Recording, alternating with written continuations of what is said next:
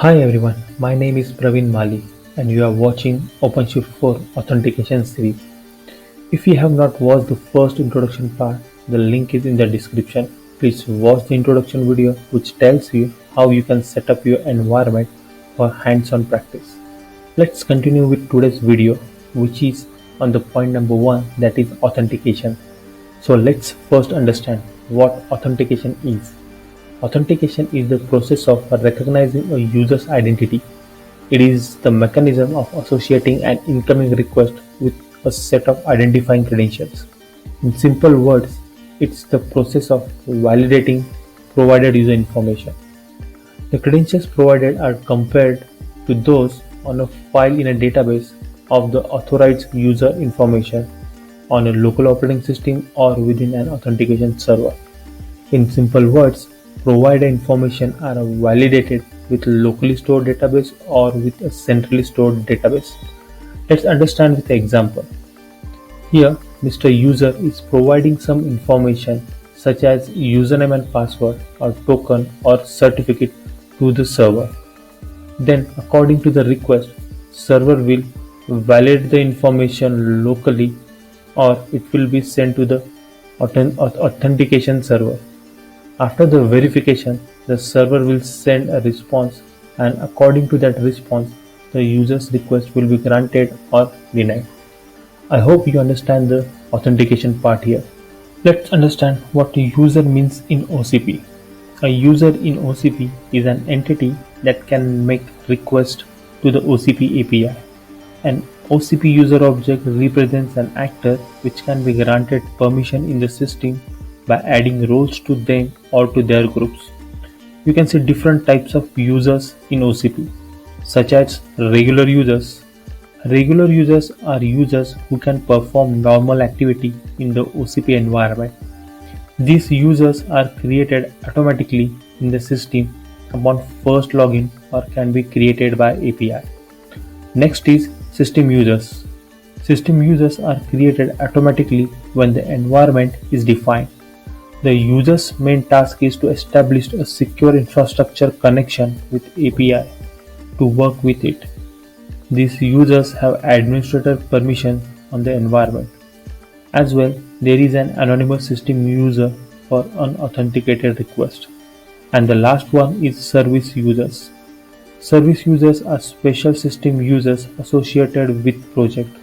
Some of the users are created automatically when the project is created, while the project administrator can create more users as and when needed. Let's quickly check our next point, groups. A group is a collection of users who can have a certain set of policies attached. A user can be assigned to one or more groups. Each of these represents a certain set of users. Here, look at the diagram. User is associated with manager group and engineer group who have different policies attached, but that single user can perform both the tasks as both the policies are applied to him. So note that once again, a user can assign to one or more groups. Groups are useful when managing authorization policies to grant permission to multiple users at once.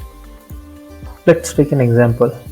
I have 5 users who need the same developer policies applied to them. Rather than applying one by one, I can create a group and apply policy to that group. So, if next time any user is added to that group, that user will get the desired policies attached. Till now, we have seen basic objects in authentication. Now let's check the authentication method used in OCP. Requests to the OCP API are authenticated using the following methods. First method is OAuth access tokens. OAuth itself is a bigger and interesting topic to discuss. I will create another video to explain in detail. So for now, just understand in short. OAuth access tokens are the tokens the client uses to access the resources server, that is API. They are meant to be short-lived. Think of them in hours and minutes, not days and months. This is how the token looks like.